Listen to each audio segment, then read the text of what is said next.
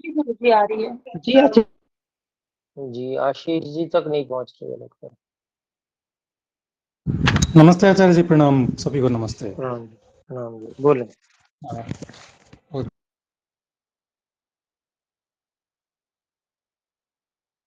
अभी आपकी आवाज नहीं आ रही है।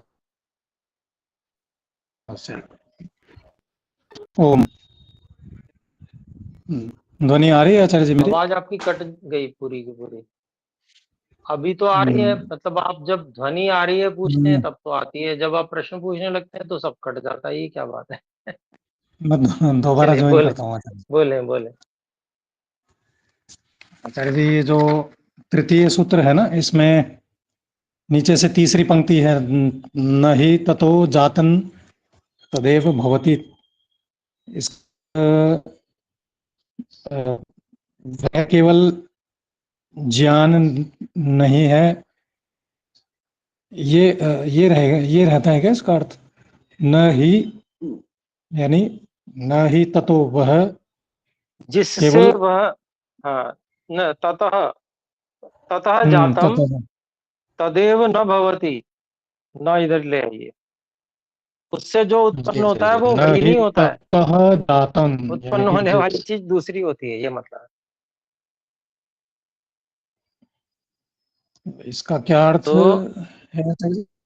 जी। जैसे कारण होता है और कार्य होता है, तो कारण से जब कार्य उत्पन्न होता है हम्म, तो कार्य कारण ही थोड़ी है, कार्य कारण से भिन्न है, अलग है। हम्म, जी जी आचार्य जी, हाँ, कोई भिन्न है। ज्ञान होता है, उस ज्ञान से सुख दुख उत्पन्न होता है, तो जो सुख दुख है वो ज्ञान ही थोड़ी है, अलग है, ये कहना चाहते हैं।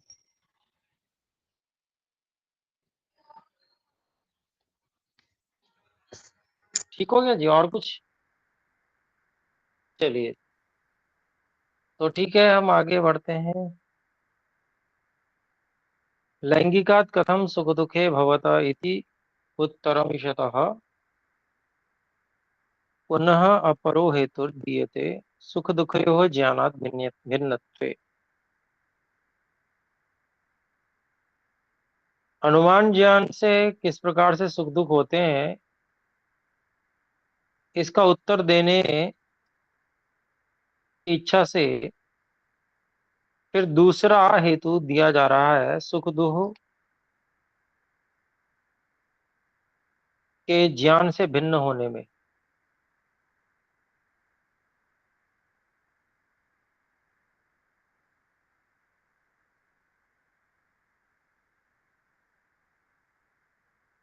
अभूत इति अपि, ये हो नहीं चुका था? नहीं हुआ, ये हो चुका था शायद ना, चिन्ह नहीं लगा पाया मैं। चौथा भी हो गया था।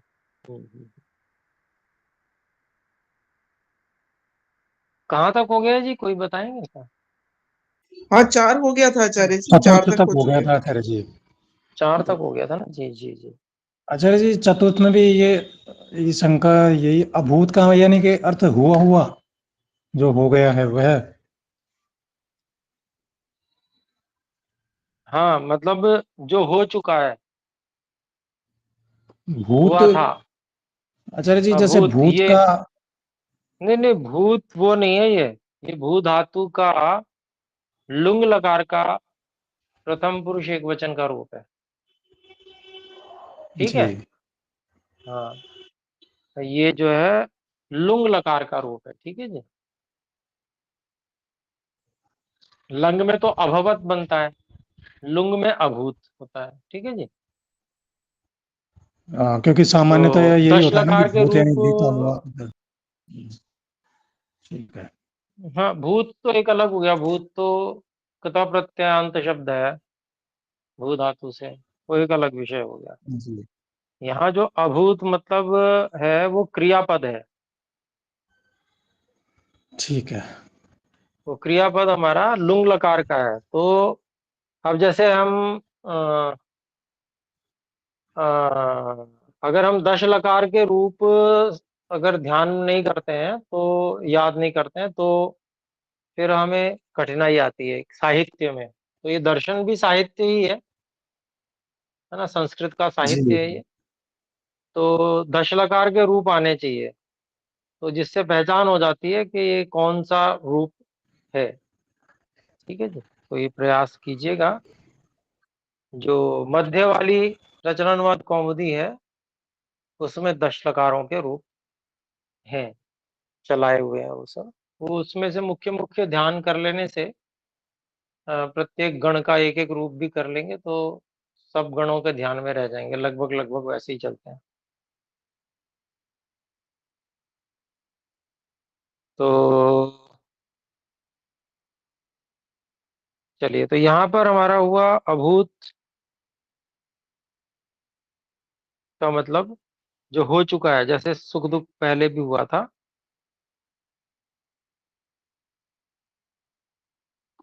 उसकी बात कर रहे हैं। तो अब हम देखते हैं पांचवा सूत्र है, पुनः अन्यो हेतु अत्र विधीयते। फिर वही हेतु यहाँ पर फिर से दिया जाता है, सती च कार्यादर्शनात्। तो पांचवा सूत्र है, अभिप्राय हुआ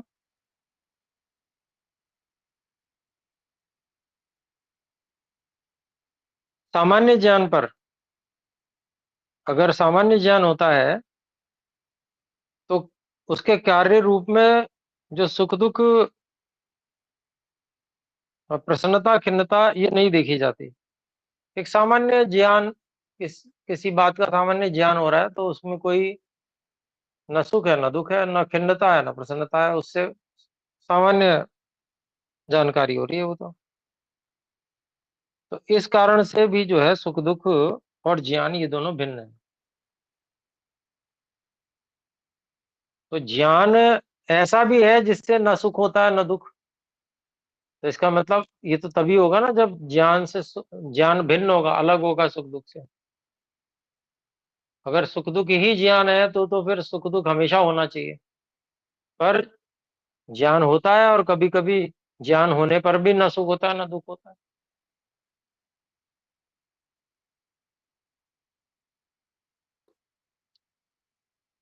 और जो तत्वज्ञानी व्यक्ति होता है वो तो उसको तो न सुख होता है न दुख होता है, ज्ञान भी होता है और वो सब तत्व ज्ञान की दृष्टि से देखता है, इसलिए न सुख होता है न दुख होता है। इसलिए जो ज्ञान है उससे सुख दुख अलग है, या सुख दुख ज्ञान से अलग है।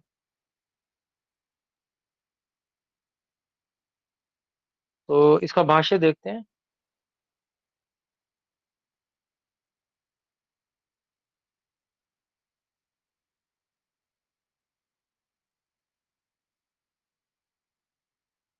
प्रात्यक्षिके लैंगिके व ज्ञाने, प्रत्यक्ष या अनुमानिक, ये दोनों में से कोई भी ज्ञान होने पर ज्ञाने सति च अपि कार्यादर्शनात् सुख दुःखयोः कार्यस्य मुख प्रसादस्य मुखदैन्यस्य अदर्शनात्।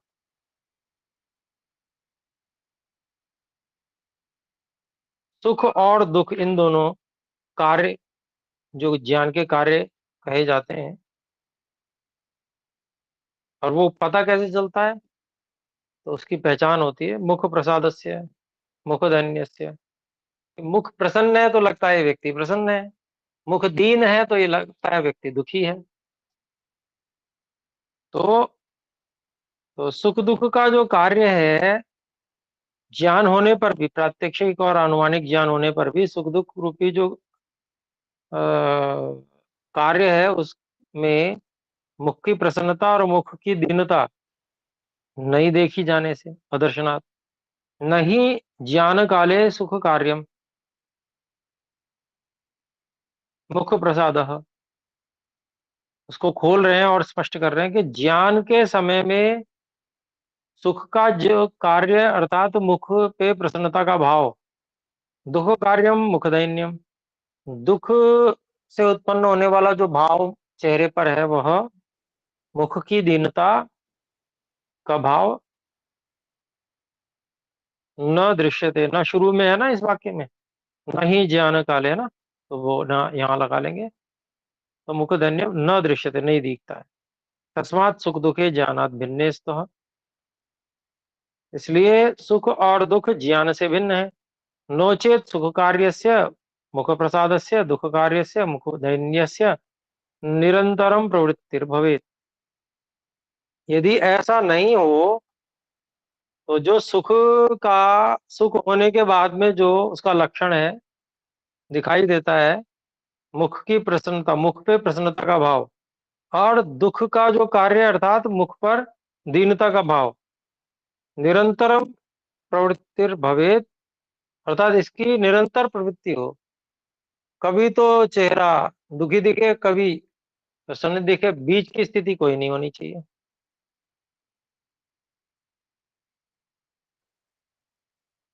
ज्ञान से स्थिरत्वात्, क्योंकि ज्ञान तो स्थिर है, ज्ञान हमेशा होता रहता है। और ज्ञान क्योंकि नित्य का गुण है, चेतन का गुण है, तो ज्ञान तो निरंतर होगा। जी बोले, अनम्यूट कर लें जी। इसमें चतुर्थ सूत्र में भी नीचे से अनम्यूट चतुर्थ पंक्ति में, जी, हाँ, जैसे बोले ज्ञान बोले। स्थिर स्थिर बता रहे हैं ना, तो हाँ, तो ज्ञान को स्थिर बताते हैं ना, जैसे बार बार इसमें चतुर्थ सूत्र में चतुर्थ पंक्ति भी हाँ, नीचे से चतुर्थ पंक्ति होगा। ठीक है। तो स्थिर बताते हैं तो आपको संशय हो रहा है? है ना, जैसे ज्ञान, नहीं नहीं, वो ज्ञान हाँ नहीं आचार्य है, जी। वो ज्ञान नहीं है, वो ज्ञान नहीं है, वो तो स्मृति है। देखिए, ज्ञान अच्छा है, अच्छा, ज्ञान निरंतर होता रहता है। आप हम जी जी जो भी चेतन है वो निरंतर जानता रहता है। जी जी जी निद्रावस्था आचार्य जी, में भी जानता रहता है, निद्रा अवस्था को जी आचार्य जानता रहता है ना। जी जी जी और आचार्य जी, ये निरंतरता बनी रहती है ज्ञान की, इसको ज्ञान कहा जा रहा है। ठीक है जी। तो वो स्थिर है, वो हमेशा होता रहता है, उसमें गैप नहीं है, जी वो निरंतर है। जी आचार्य जी। और वैसे भी तो हम आगे वैशेषिक देख, में, जी बोले। वैसे भी वैशेषिक दर्शन में ज्ञान शब्द बुद्धि के लिए प्रयोग में लिया गया है ना, क्योंकि गुणों में जैसे बुद्धि, गुणों में बुद्धिर बुद्धि का उपलब्धिर समावेश है। ज्ञानमिति अनर्थांतरम, ये न्याय दर्शन की बात है। बुद्धि, उपलब्धि और ज्ञान, तो वैशेषिक दर्शन भी समान शास्त्र है उसका, तो इसलिए यहाँ भी तीनों को समान अर्थ में प्रयोग किया गुणों जाता है, के तीनों अंतर शब्दों ये का। जो ज्ञान, तो और बुद्धि अगर का ये ही वो तीनों गुण समान जोड़ा गया अर्थ है। में, हाँ, तो अगर ये तीनों एक ही अर्थ में प्रयोग किए जा रहे हैं, तो बुद्धि शब्द का अर्थ यहाँ पर जो साधन है वो नहीं लिया जाएगा। ठीक है, जी जी उसको जी आचार्य, उसको मुख्य अर्थ बनाकर आप नहीं प्रयोग कर सकते। ज्ञान चेतन का गुण है, उसको मानकर ही यहाँ अर्थ बुद्धि का भी करना पड़ेगा। बुद्धि भी फिर जो चेतन का गुण मानना पड़ेगा, नित्य गुण ज्ञान, क्योंकि वो ज्ञान ही है। बुद्धि जो शब्द है वो भी ज्ञान को ही कह रहा है। ठीक है जी। जी आचार्य जी। तो इसको एक तरह से इस प्रकार से समझा जा सकता है, जैसे अभी ये आधुनिक कंप्यूटर की जैसे भाषा में, जैसे रैम है वो बुद्धि, और स्मृति जो है वो कैश मेमोरी, इस प्रकार से, क्या ऐसा नहीं तुलना नहीं, ठीक ये जो रहेगी याद करने की दृष्टि से? नहीं, वो तो दोनों ही मेमोरी हैं। एक रीड ओनली जी मेमोरी है, एक रीड एसेस मेमोरी है, दोनों ही मेमोरी है। पर यहाँ ज्ञान अलग है। जी जी आचार्य जी, ठीक है, ज्ञान अलग है, वो मेमोरी नहीं है, वो स्मृति नहीं है। यहाँ जो मेमोरी जो दोनों कहा जा रहा है ना, तो ये दोनों जड़ वस्तु का ही गुण है, वो स्मृति है ना। ठीक है, इसीलिए उन्होंने भी मेमोरी नाम रखा है, नॉलेज जी नाम नहीं आचार्य रखा। जी और जी आचार्य इंटेलिजेंस भी जब जी लगाते हैं तो आर्टिफिशियल लगाते हैं उसके साथ में, है ना। जी वो आचार्य जी, आर्टिफिशियल हाँ इंटेलिजेंस है, वो क्रिएट की गई है बहुत सारी जानकारियों को इकट्ठा करके, बहुत सारे तरीकों को जी इकट्ठा आचार्य करके, है ना। वो आर्टिफिशियल इंटेलिजेंस क्रिएट की गई है, बनाई गई है, और वो बनाने वाला भी जी चेतन है। वास्तव में चेतन। अपने आप में आर्टिफिशियल इंटेलिजेंस जो है वो अपने आप में कुछ जानता नहीं है, वो तो जी प्रोग्राम है। आचार्य जी। और जी आचार्य जी। प्रोग्राम इतना बलशाली बना दिया गया है कि वो दूसरे जिनको स्मृति कम रहती है उनका काम आसान कर देता है, जी आचार्य जी। स्मृति में सहायता करता है। और ये जो जिसको हम कहते हैं ना आर्टिफिशियल इंटेलिजेंस, ये ग्लोबल मेमोरी है, ग्लोबल मेमोरी।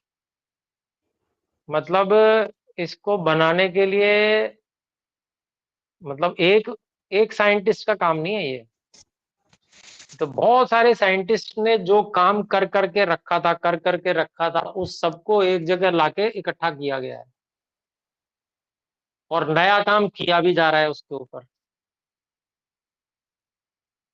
तो वो है ये, है ना। तो वो भी स्मृति ही है, आर्टिफिशियल इंटेलिजेंस भी मेमोरी ही है एक तरह से, बस वो मेमोरी का उपयोग कराया जा रहा है एक जो सामान्य जो चेतन है उसकी सहायता करने के लिए। क्योंकि जो चेतन है उसके पास में जो मन की शक्ति है, उस मन की शक्ति को वो पहचान नहीं पा रहा है, और उसका वो उपयोग नहीं कर पा रहा है। क्योंकि अगर मन की शक्ति का उपयोग करने लग पड़े तो फिर आर्टिफिशियल इंटेलिजेंस की आवश्यकता नहीं पड़ेगी।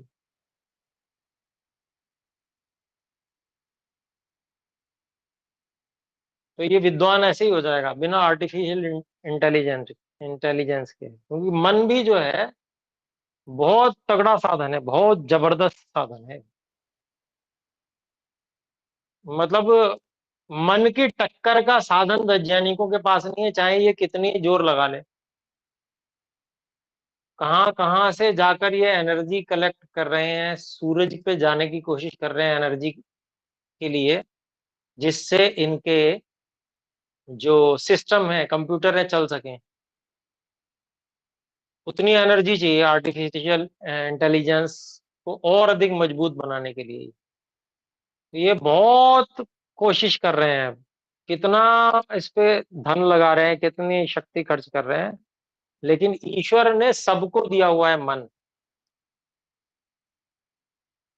वो अकेला मन, इस जितनी ये ताकत लगा ले उस सबसे अकेला मन ही अधिक शक्तिशाली है, अकेला मन।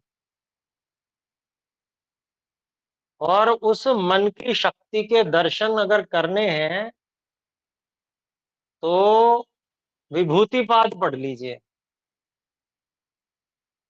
योग दर्शन का विभूतिपाद पढ़ लीजिए। सब कुछ फेल है, फीका है सब कुछ। ये सारे वैज्ञानिक मिल जाएं, इनकी जितनी जोर लगाना है वो लगा लें, भौतिक विज्ञान लगा लें, कुछ भी लगा लें, अकेले मन की शक्ति के सामने ये जो है फीके हैं सब।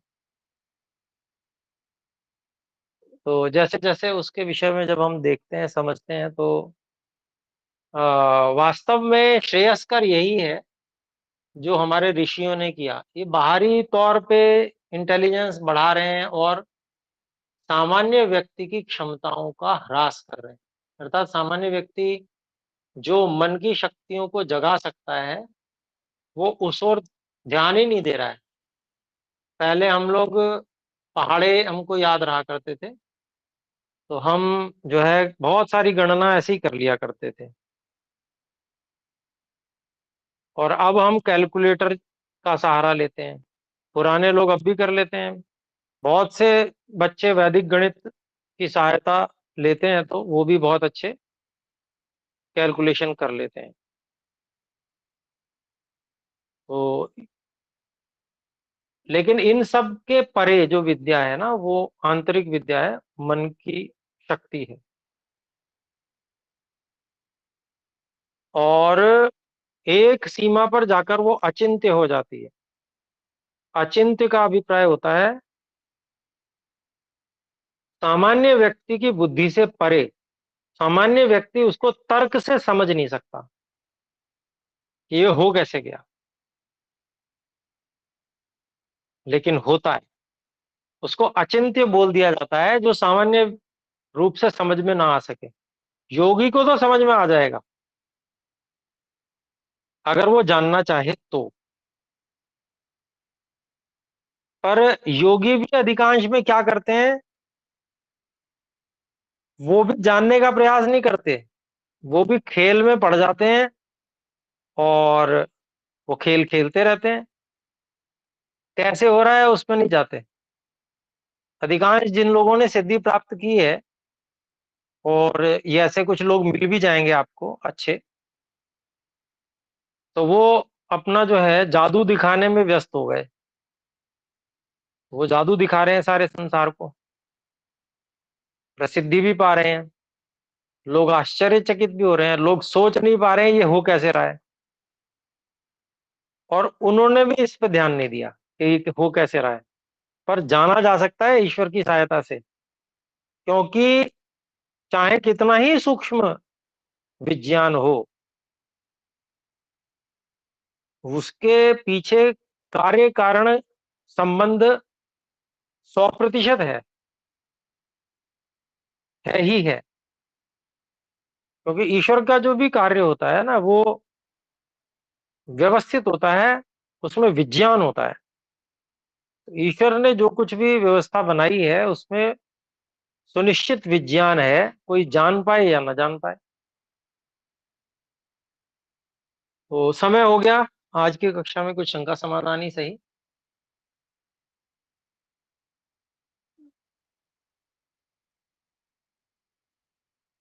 और कोई बात हो तो बोल सकते हैं, अन्यथा फिर विराम करें। चले तो ठीक है, हम सब मिलकर एक बार ओम का उच्चारण करें। ओ ओम। सर्वेभ्यो नमः। सभी को सादर नमस्ते जी।